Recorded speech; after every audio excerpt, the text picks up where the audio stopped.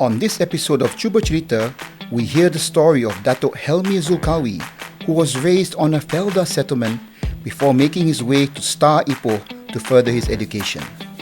A civil engineer by qualification, he chose the offshore services in oil and gas as his preferred industry career. But rather than be salaried, he opted to be an entrepreneur in a capital-intensive, high-risk, high-reward business. Let's learn more about Dato Helmi Zulkawi as a businessman and leader and what it takes in his DNA as a nation builder.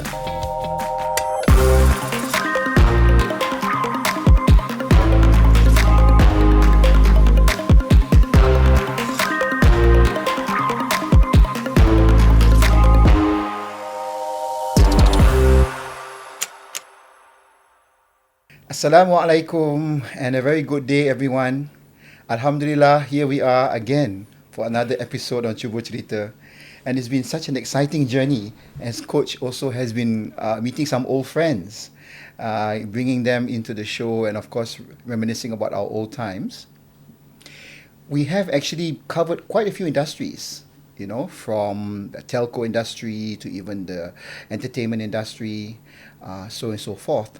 But there's one industry so far yang kita belum sentuh. Someone from the experience of an oil and gas industry. So today we have a guest who is an extremely experienced person from the oil and gas industry. And interestingly enough, he deals, or rather is specialized in a very boring part of the industry. It's actually called soul boring, amongst other things that he does. Yeah.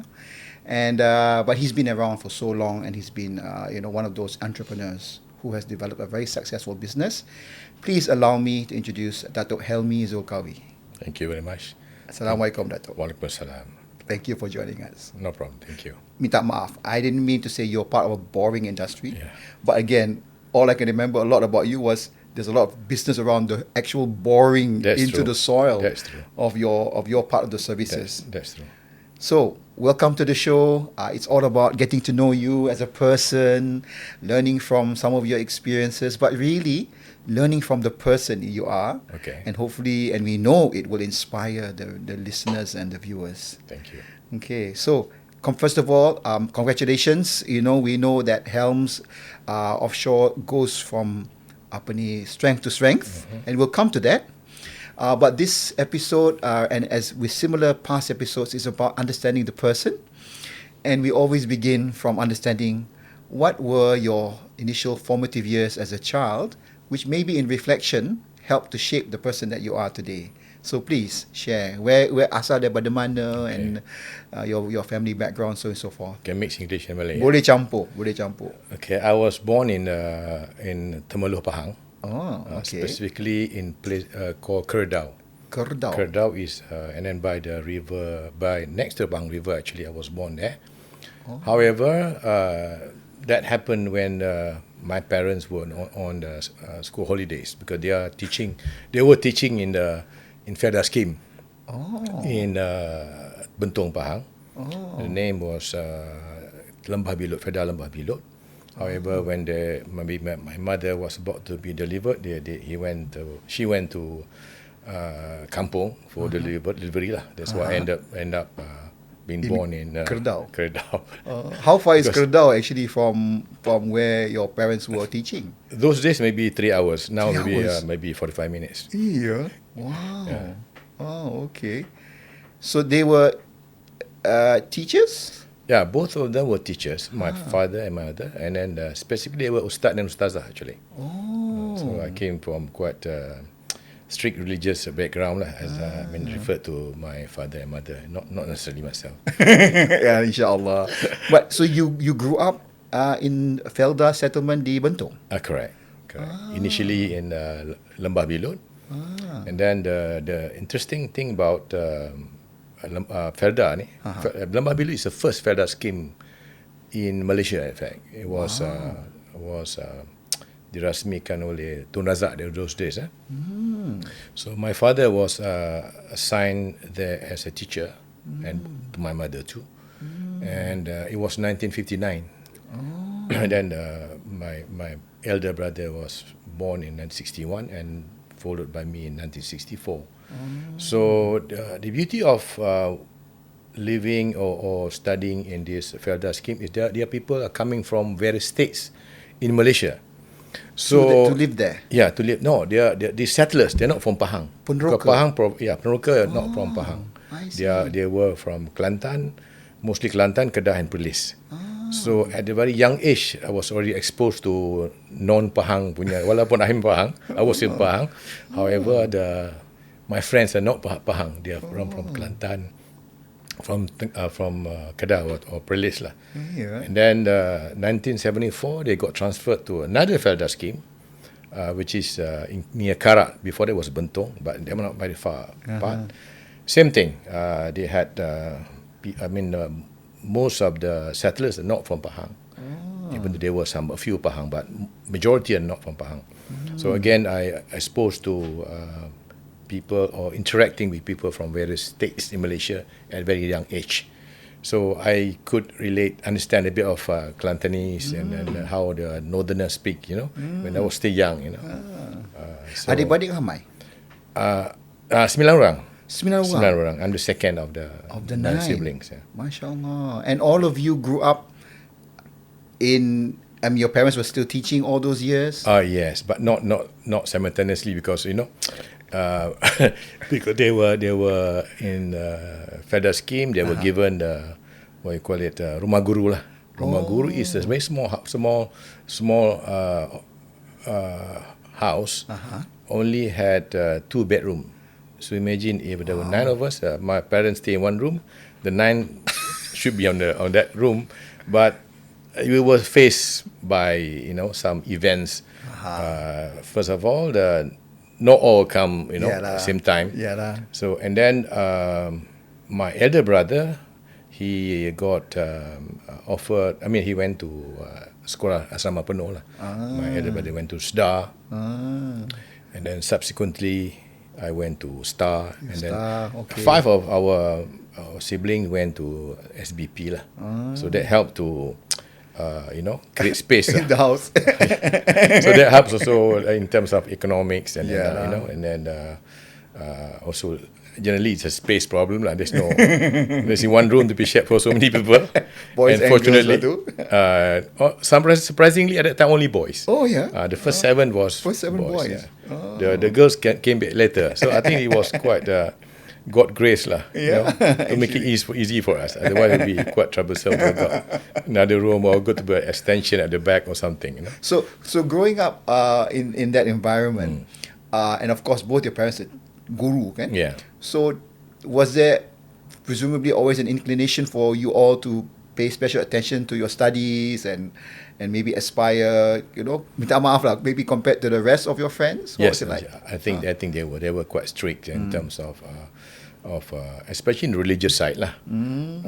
So we had to wake up early in the morning, and sembahyang jemaah. It was quite normal for us in those days lah. And then but not me. I was okay in terms of penilaian darjah 5. But my younger brother had not fulfilled that expectation. He was punished a bit lah. So it showed that then the rest were follow lah, make sure that they do well. So I won't tell you what was a punishment, but it was quite to stress how important it is to do well.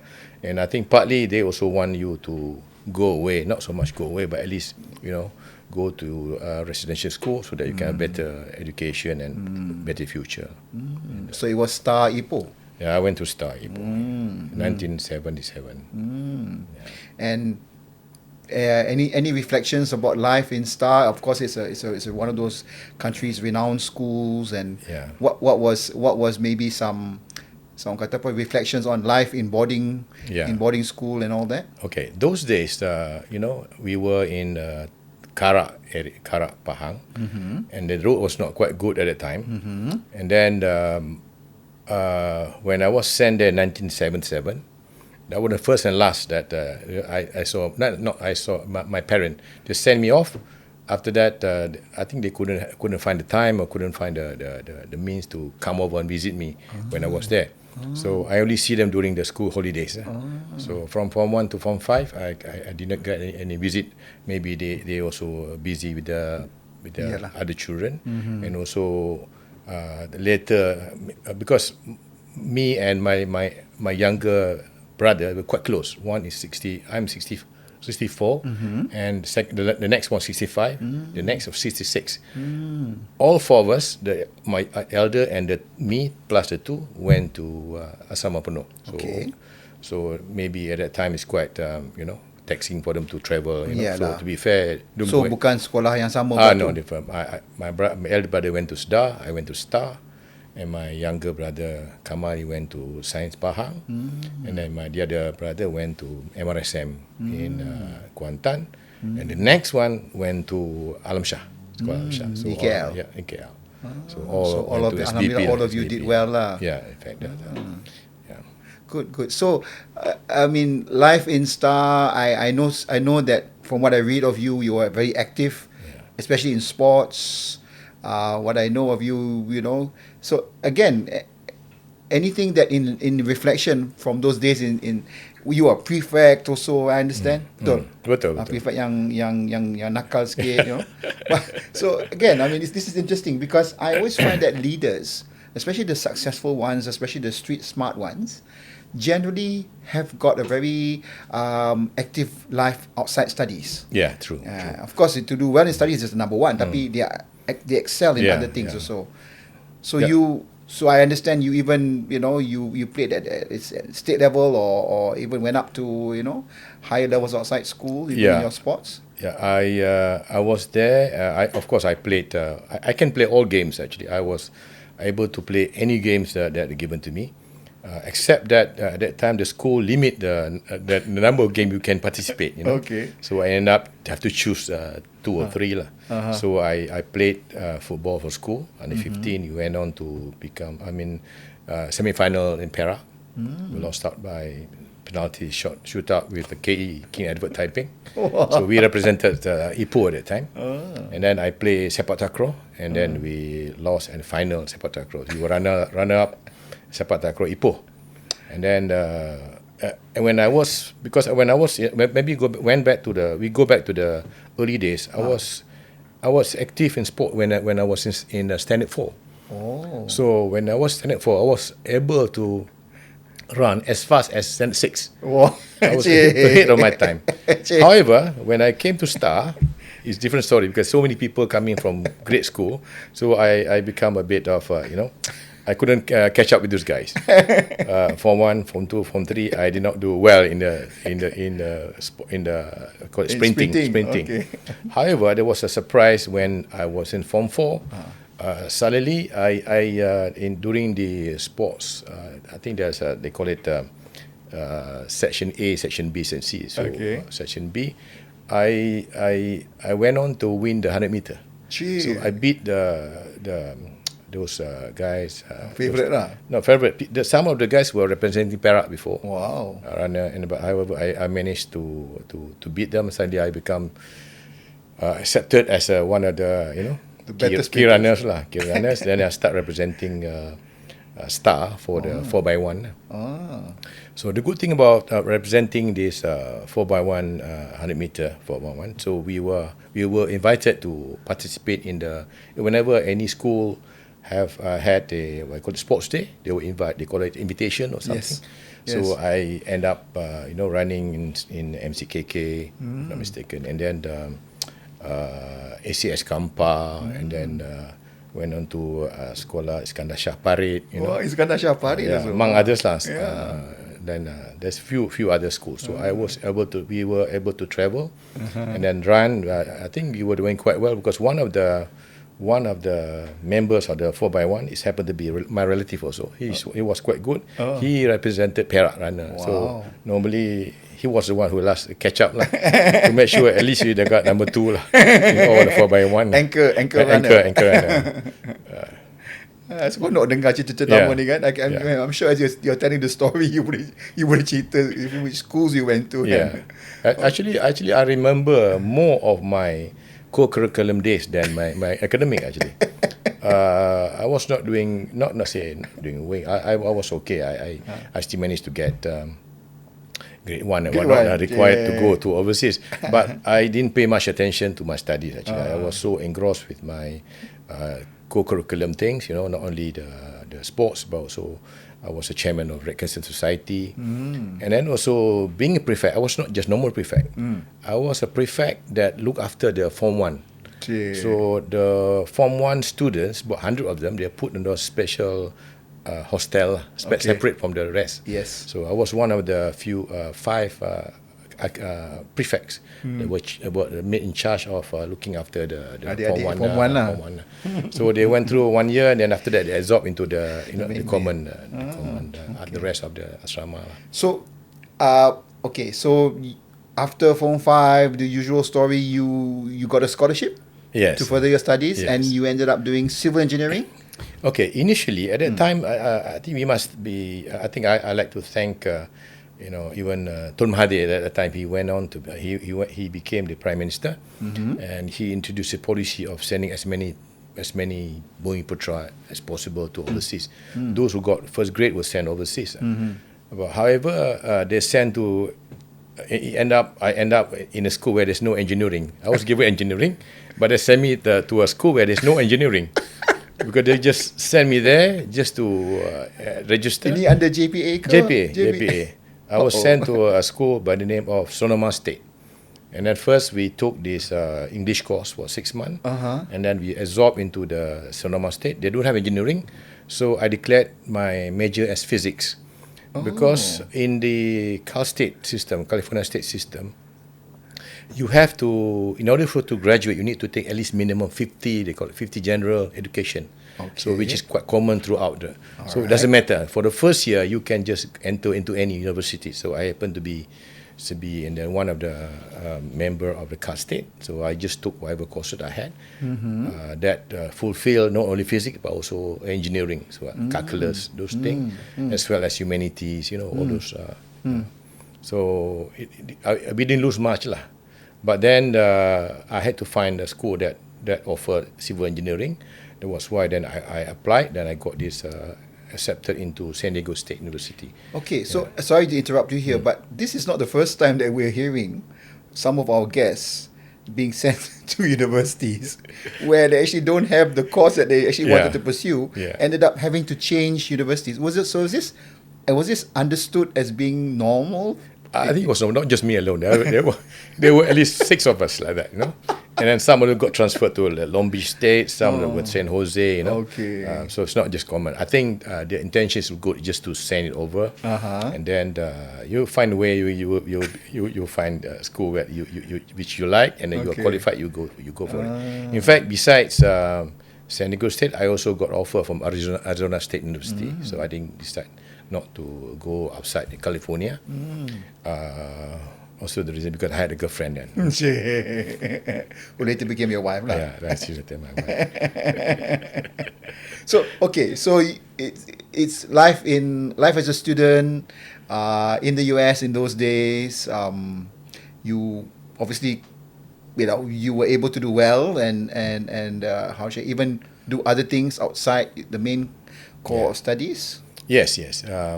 I find that study is one thing, but I like to make money because I was quite. 2 things. Number one, I was quite engrossed in cars actually. Throughout 6 years in the US, I got 6 cars. Serious? But not new one though. Yeah. The old one. But I change car every year almost. So to keep this vessel, I need more money than the scholarship.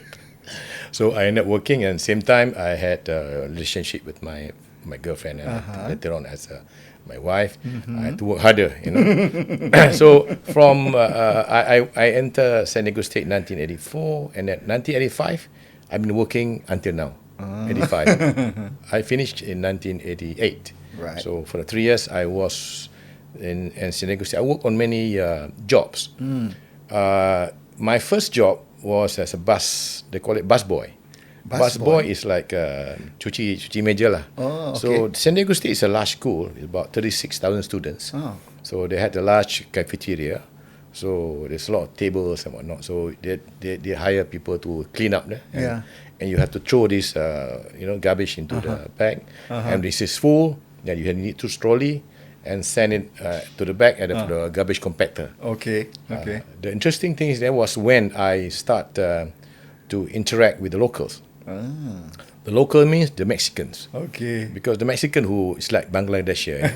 Okay. So they were the one who did all this collecting the garbage. Yeah. So then I start having communication with them. But when I was, busing, I couldn't speak with anybody. So then I spent quite a bit of time talking. From time to time, I talk to this Mexican, and then I feel at ease, but my English not so good. So talking to Mexican, I feel a bit, bigger than them. I'm a student, and then subsequently I switched jobs. It's quite easy for me to get job. That's something that I was quite happy.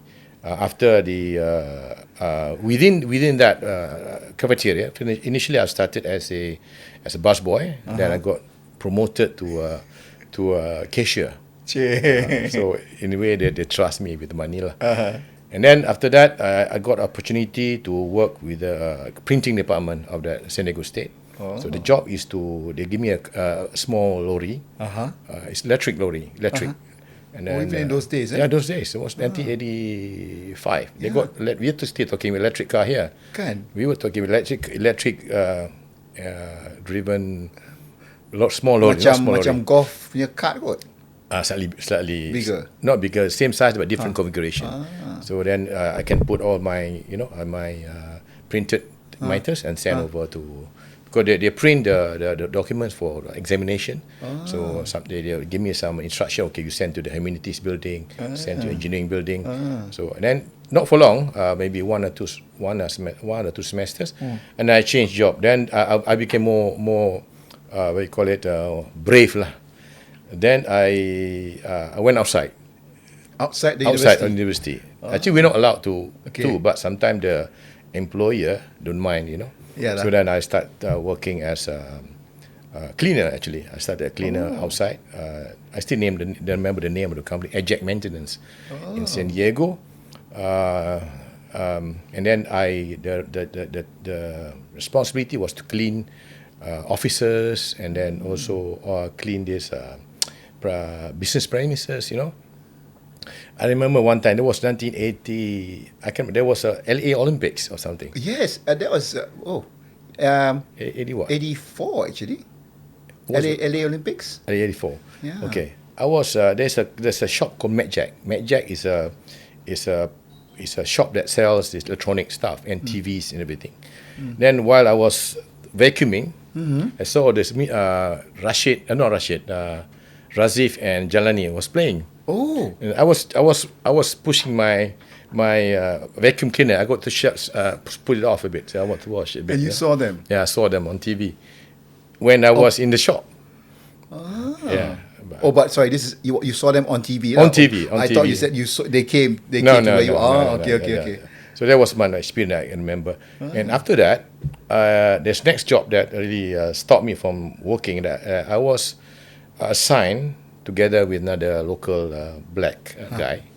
We were supposed to clean and also wax hall. That night there was a program where some children were taught for dancing or whatnot. I can't remember what was belly dancing or something. And then our job was, because they need to prepare for next day, somebody else using it. So our job is to clean the place after they used it and then wax it. And then while waiting for it, I went to this my partner's place. So he's a divorcee with her daughter. So I went to his house, just wait with him, wait until midnight, because the dancing training for the girls or for the daughter, children finished at midnight. So after midnight only we can enter. So first we have to sweep, we have to clean it or we mop it. Everything's manual. There's no machineries. And then first it's okay, cleaning is okay, but then came the part where you need to what do you call it? Wax it. Okay. Wax it. There's a wax. You wax it and then you put your mop into it and you start waxing it. The problem with it is that initially it's okay, But as time goes, it become harder. It become hardened. Because the wax gets The weight get hardened. So I was small, and then my friend was okay because he's black, but huge big guy. guy. So he's just like that. For me, I was almost crying, because I could not. A small Chicano. Too much. I couldn't. That afternoon, shortly after that, I quit. But I remember it was tough for working as a cleaner. But because of your cars. Yeah. And because of your girlfriend at the time who became your wife, you had to continue doing But I changed job. Change jobs, okay. I was so fortunate. I was able to get jobs quite easily. Okay, so we can hear the whole stories about all the jobs in US. I want to come back to where you finally made it out of university. Yes. And all the odd jobs. Yes. As a civil engineer, I guess you can do anything, right? Yes. Right. And yet you ventured into a part of civil engineering, which obviously is a very important part, notwithstanding that, which involved what I understand in layman terms is known as soil investigation. Is that true? Is that true? True. Okay. And eventually it became a career for you in some ways, or rather, again. But what went through your mind at that stage? Were you not like thinking of staying on in the US? Or were you compelled to come home? Were you married by then? What eventually led you back to Malaysia? Okay. In fact, I didn't tell you. My last job in US was with a company called Geosoil. So it is after graduation. Yes, after graduation. Okay. So I could use my F1 visa. They gave me about a year or something to stay on as a practical training. So I was working with this soil company, doing as a lab technician. Lab technician and field technician as well. Okay. So then I worked almost a year with that company. Initially, I wasn't sure whether I want to go back to Malaysia or not. Were you like bonded by scholarship to come back? Not really. Not that was not the issue. But that's not issue. Okay. I can tell you later. But that we were released after that. But in any way, initially I worked there, and then I thought that maybe I should send my wife. At that time I got my son already. Born. Oh, your son was born in US. Born in US. So then I decided to send them back. Okay. And I stayed on. Professionally I was doing okay. People love me. They calling me Mo. They calling me Mo. And then they love me. Yeah, Mo Muhammad. The three stooges. Anyway, I enjoyed the work, and then they liked me. In fact, they wanted me to be, join them. They got every weekend. They got going for picnic and whatnot. But as a Malay Muslim, it's a bit not so comfortable. Okay. The job was okay, but however, I decided maybe I continue. But I think about 4 or 5 months after my family went home, I follow home, knowing that there was actually at that time there was economic crisis in Malaysia, 1986, 87, 88. It was hard getting jobs. Yeah, hard getting job. But so we decided just to take a chance and go back. But how did you actually? I mean, from that type of position, I guess it was more related to civil engineering per se. But at what point in time in your life did the oil and gas sector, attract you? And tell us a bit more about what was your experience at that time. I know the late 80s was quite a challenging time for fresh graduates. So you didn't join an oil and gas company per se, kan?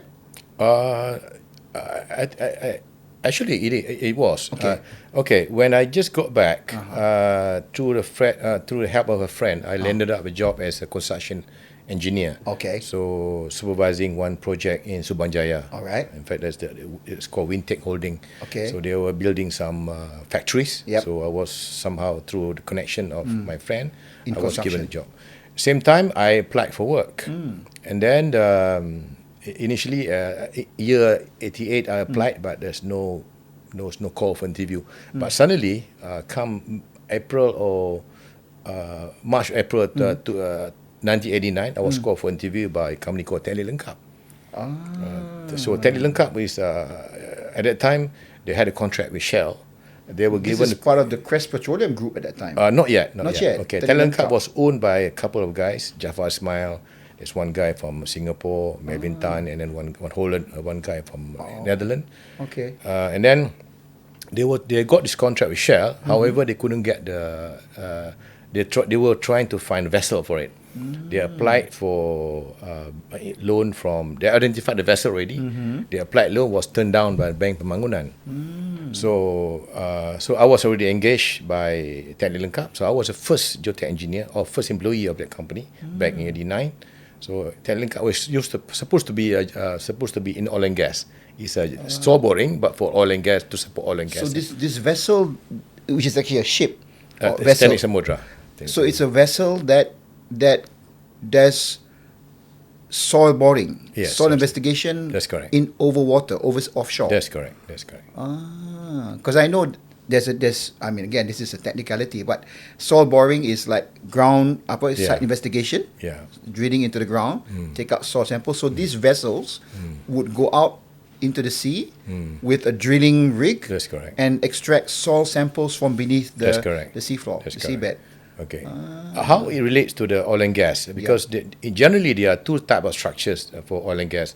One is during exploration, they will use this jackup rig. Jackup rig is just to find oil, or to determine to confirm the oil is there or not. Yes. And then they will go there, spend about 30 days or 45 days to explore. And once they found oil, they will lock it and then just leave it.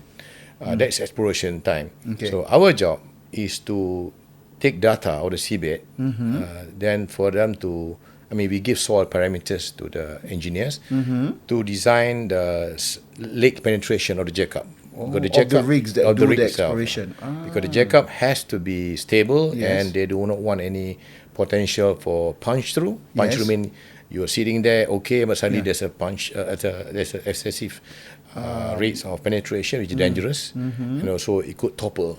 So it became an insurance requirement that it has to be done. Soil investigation. That's the exploration side. Then when they decide to choose the place as the point where they want to extract the oil, then we are talking about oil platform. Same thing. They also require data for them to design the piles. At least quite technical piles. So I've been doing it for 30 odd years. So this is what I was alluding to in the first part of the program. Cheekily, I would say, is the boring side. So it's actually soil boring underwater. Yes. Below the seabed, which is highly specialized. And this is one thing I know about you, Dato. You have been doing this for as long as I've known you. You're specialized in it. And I guess the technology has evolved from these initial vessels to now moving out to even deeper water, and there's the different types of vessels.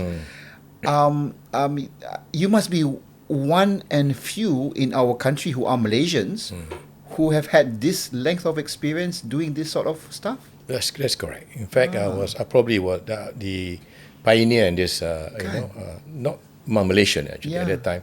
However, at those days, there are not many Malaysian, but they were already Singaporean then.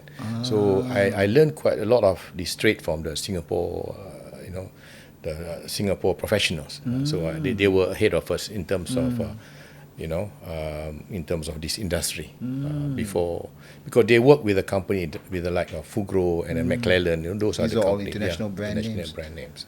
So again, this is a fascinating thing. I read about you and I know of you. You were with this group, Crest Petroleum, for a while, and then you, being that professional, of course, salaried professional, you decided to go out on your own, which I guess is a huge thing, because again, you need to own equipment and assets. And so what if I were to ask you in reflection, what is it about you that made you decide to become an entrepreneur, all the more in this capital, high risk, high reward type of industry? Okay, first of all, when I was with Crest Petroleum, I was heading the one of the division that did all this geotechnical and geophysical survey. When I ran that company or companies within that group, I ran as if it was mine. I was really involved. I was really passionate about it. I was very protective, as if it was mine.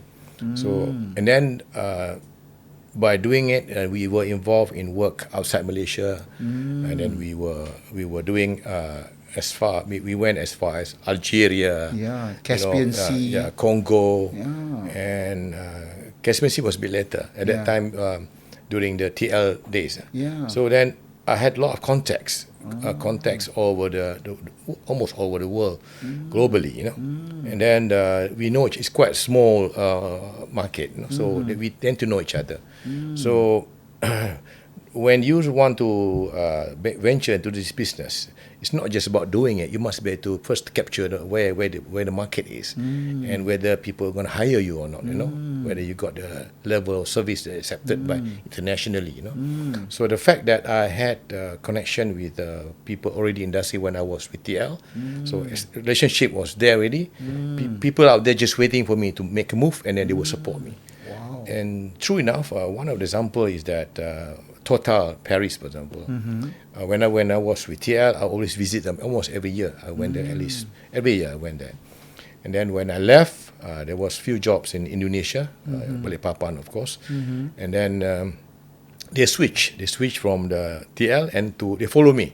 They follow me as Helmi. Okay. And then so last time my platform was TL, now platform was Asian Geo. They just had that. So that's that helped, And you had a Malaysian team mainly? Yes. Wow. So these people also, some of them may have moved from where you were before, but this is the other part I found very fascinating, is that there are not very many companies, Malaysian companies, even from those days, who would actually be successfully delivering initiatives overseas. Yes. I mean, you talk about foreign waters, dah pula tu, oil and gas again. It's Betul. very, intensive and Betul. in a way very risky type of business to be in. Tapi alhamdulillah, you, for whatever it's worth, minta maaf lah if I embarrass you, but the success tu, of course, memang ada challenges. Yeah. Tapi if we reflect on this time, and today, ramai ke companies from Malaysia who do Still this? not many. Maybe a few of us,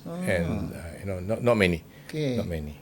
Yeah. Yeah, but the work for the international work that we have done started during the TL days, where the company was part of Crash Petroleum. At that time, we got funding and whatnot, So when I first started, I started on my own, I found it a bit difficult just to start just like that. Kan. So I chose the path of working with collaborate with people. In fact, interestingly, I did not start immediately in Malaysia. I started in India. Really? Okay. After I left, Crash Petroleum was bought over by Sapura. Yes. So in the kind of, I was forced to find a job outside. And it's quite, in line with what I wanted to do. Yeah. In fact, when I was with Renong, I was given the scholarship to do MBA. Yes. And then during the MBA days, I already have imagined this.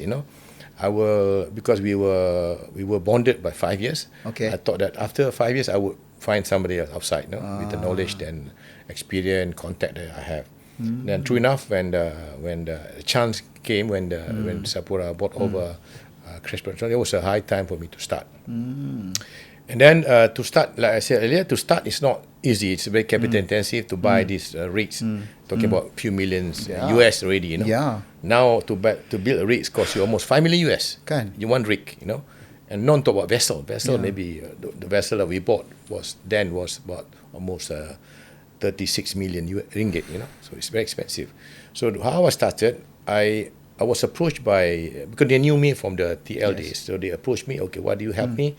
This company is called Comaco. They were playing in the shallow water works in India and Middle East. They wanted to go offshore, but they don't have the knowledge. So then we team up, and then I told them, okay, I'll help you to enter into Indian market. But I like to use the vessel, whatever we built. I wanted to bring it over to Malaysia, South Asia, to help me with the first few projects. So these are Malaysian registered vessels? No, initially not. It was actually I was sent to Ahmedabad in India, and then they bought a vessel. Before they sent me the specs, whether or not the vessel can be converted. We need to put a moon pool. A moon pool is a hole in the middle of the deck.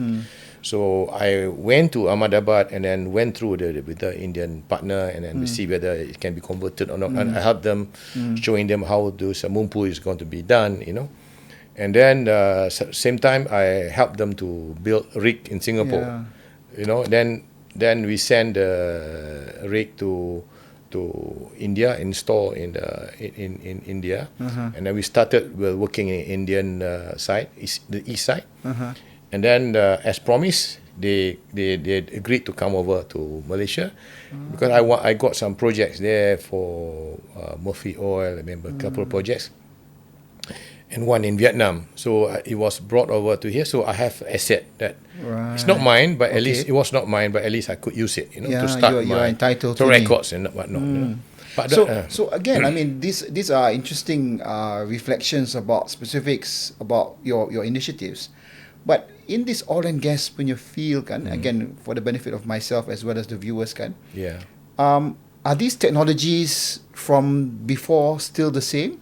Can you maybe give us a feel of what is it today that is most important around what you do versus what it was when you were starting out? Okay. On the vessel side, this technology was initially on the vessel first. Okay. The vessel used to be a 4-point mooring vessel. Okay. Meaning to say the anchor, the vessel is anchored. 4-point mooring, and when stationary, you can do the drilling. And then now, clients are more. They wanted to see a DP2 vessel. A dynamic positioning vessel. Dynamic positioning so vessel. Dia tak pakai anchor. Tak pakai anchor. It has thrusters that link to the satellite. So they can just identify the coordinates, and then the thrusters will connect and will refer to the satellites, and they will move automatically into position. It's like Google Maps lah. Yes, over water though. Yeah, it's physically. Basically, when you have a XY position, the vessel will remain there. If there's a current push this way, the thruster will push it back into the position. So and these are because the water is maybe too deep to anchor them also. Not quite. Even for the shallow water also. But for deeper, technology, of course, So that is part of our requirement. At the moment, the tendency of the client is to, they like that kind of. So the physicality of physically drilling into the soil and bringing out soil samples is still existent till today. Almost the same, but the client expect a better quality now. In fact, many clients now expect some kind of automation. Not quite in certain aspect, but in Europe, in Japan, they already started to impose automation because they see that if there are too many people on board, they tend to be prone to injury and whatnot. So some of this pipe handling, instead of using people to guide it, they call it iron roughneck. Iron roughneck is like everything is automated, so they can pick up the pipe and then put on the hole and continue. Down. So the number of people on the vessel will be less, but it's not quite 100% transformed yet. But the direction is towards that. One thing I know about oil and gas people, they will be doing sometimes the job similar year in year out for 10s, 20 years, kan? They become very specialized at what they do. Kan? I mean, of course, eventually they do maybe get replaced by machines and such. Okay, I want to just bring us back to the business side of you, Dato. Alhamdulillah, you are an example of a Malaysian who actually, on your own, has made a great success of not just doing what you do here, but working for foreign clients in foreign waters. And there are not very many of people who do this so specialized. If there was one thing that that can really make it the critical point, the critical success factor lah, what is it? Relationships, yeah. First of all, you must be first you have to develop a trusting relationship with the client. And then the client must have confidence on you, Sometimes small things like how you speak with them, how you communicate with them, not just on the professional level, but also culturally also culturally also very important for you, how you approach them. And then after a while, you gain your reputation, and then it's there. So it's still very much Helmi of Helms who will be that key. For now it is. It's difficult to replicate, but at the moment I'm trying to pass it down to my children how to do that. But maybe it happened once. I hope it happens again to my next generation. For them to carry on your legacy. Now, I know recently, I when I was trying to get you, I invited you. You were in Korea. Yes. You were, again, doing the Helmi thing with Korean counterparts. Yeah. Are you allowed to share a little bit about where Helms is moving today? Okay. You mentioned about oil and gas just now. Yeah. Now the offshore industry is not just about oil anymore. It's also about offshore wind farm. Offshore wind farm is where you're building wind turbine for the electricity. Yes. So wind turbine is growing quite rapidly. In fact, when the oil and gas was down since 2014, and then suddenly the market was helped by the presence of incoming of the offshore wind farm. That was why Helm started also. We started not in oil and gas actually. We started our big break was we had a project in Taiwan. So we did our wind farm job in 2018, 19 and 20. With we use Indonesian vessel. Our rig we work in Taiwan, not for oil and gas but for offshore wind farm. So your clients also are now different. Yes, but different. It's quite interesting. It's doing technically the same thing, but the structure that's being built is something different now. Yeah, because for the offshore wind farm, there are two types of offshore. One is the pile where they put they want to found it. They want to found it on the very quite stable, and they need piles inside. And also they are they call it floating platform, floating offshore wind farm now. But generally, for us, it's about the same thing. It's just taking samples and then provide engineering parameters, geotech parameters to the client. It's almost the same thing. For them to design the eventual structure. That's true. How attractive is your industry sector nowadays to fresh graduates, up and coming professionals? I'm so used to meeting oil and gas people who work with oil and gas companies. I've met people who maybe are in the supply and maintenance side, but very rarely do I find people I come across who do something so specialized like you. So how attractive is this to young people who are interested in a career related to not just oil and gas but energy or the like? I think this is a good business. In fact, there is a shortage of people in the industry now. Since I was involved in the 3 companies in Malaysia. First TL, and I was the head of TL. I was the head of Asian Joes. Now I was head of. So I got thousands of people work for me before. So many of those people now, many of them are working internationally. You can see my ex-staff working in USA, working in Europe, South America, and now Japan, Korea, Taiwan. They used to work for me at one given time. So there's a lot of opportunities for these people to come in. Engineering is not so much, but more of the CPT. I don't know the cone penetration test. That is a very lucrative position, and then quite well sought after. So they still have to go through the period of learning these particular methods. And we had problem now because whenever we hire this guy, and initially they don't have experience, and we train them, and then after 2-3 years they felt they can sell themselves outside, and they get attracted by the companies. And also another thing that's compared to the early days, when people from Europe or from US wanted to find people, they'll go through a body shop. Body shop means in companies. Recruitment. They go to Helms or Angels. Okay, can you supply me that? Now with the latest technology, you have WhatsApp.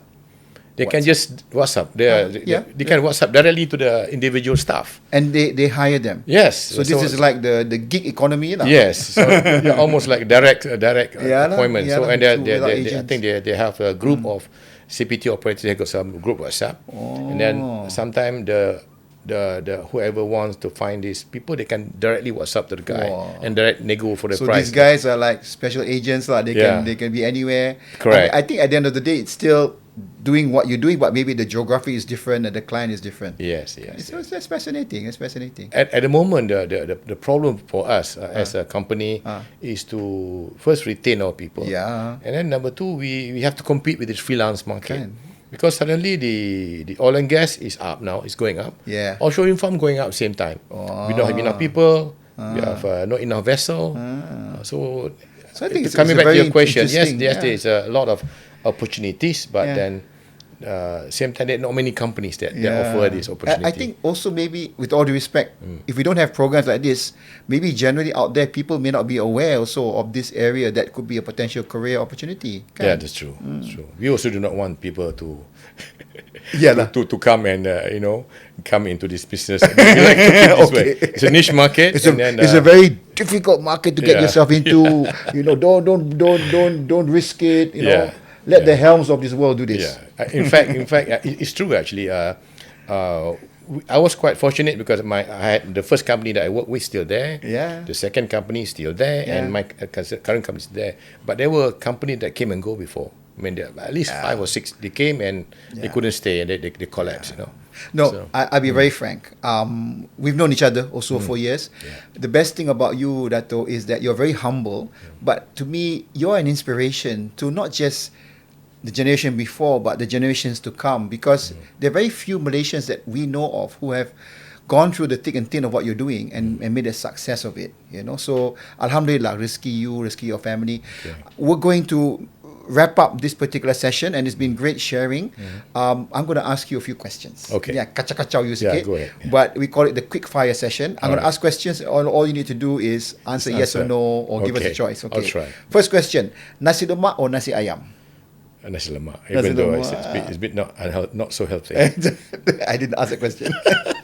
What date is your wife Nora's birthday? 22nd April. Oh lah, cepat je. I can remember her IC numbers. What's her IC number? No, better not. What most annoys you? Problems after problems. not irritating podcast interviewers. No, it's fine. After this. Okay. Choice between football, sepak takraw or athletics? Masa sekolah dah ni. Sekolah. Football. Okay. What's your personal best in the 100 meters? 11 plus. No 11 plus. Give me 11 point berapa? I didn't remember. 11 plus. So this is 11.99 lah. Could be. Could be. But I normally I run. Oh, okay. Since you asked the question, we still hold the record 4x1 inter-house. You from your year? Yeah, from my year. 45.3 or something. Held until now. It was 1981. Yeah. The record still there. That one you know for a fact lah. Yeah, because 3 of us were school runners. 3 of you school runners. Yeah, 3 of so us. you hold the record. Yeah. 3 runners and 1 not. So we were lucky then. What was your nickname in boarding school? Sometimes people call Mak Kawi. Mak Kawi? Mak Kawi. Mak Kawi. Okay. Like to use your father. Bukan bentung kawi. And what day is your wedding anniversary? 11 July. 11 July. I hope it's correct. But there were two dates there. Wait. No, mana boleh 2 days. Ini kahwin sekali je, okay? Hari akan nikah. 11 July. 2, 3, 4 days you have to remember. Yeah. Okay. Brother. Thank you so much, Dato, for joining us today. I mean, no problem. Again, sorry lah, kacau-kacau you sikit, but it's nice lah. It's nice seeing you again. It's nice having you, and thank you so much for sharing your inspiring stories. And hopefully, the audience will resonate. I'm sure they will resonate with what you have got to share, and maybe this is an area that will inspire them to also seek in future for their careers. Okay. Thank you very much for the opportunity to be here. I think I could go on for another one hour. More stories to tell. But I think talking about your odd jobs in US pun cukup lama. Too many things to tell. I wanted to write a book, but I just couldn't. Do that. You must write. Again, it's all about stories in reflection. Yeah. Okay. So, Terima kasih sekali lagi for joining us. Alhamdulillah, we have another splendid guest who has got many inspiring insights into his life and hopefully inspire you too. So until we see you again, thank you for joining us. Assalamualaikum and have a very good week ahead.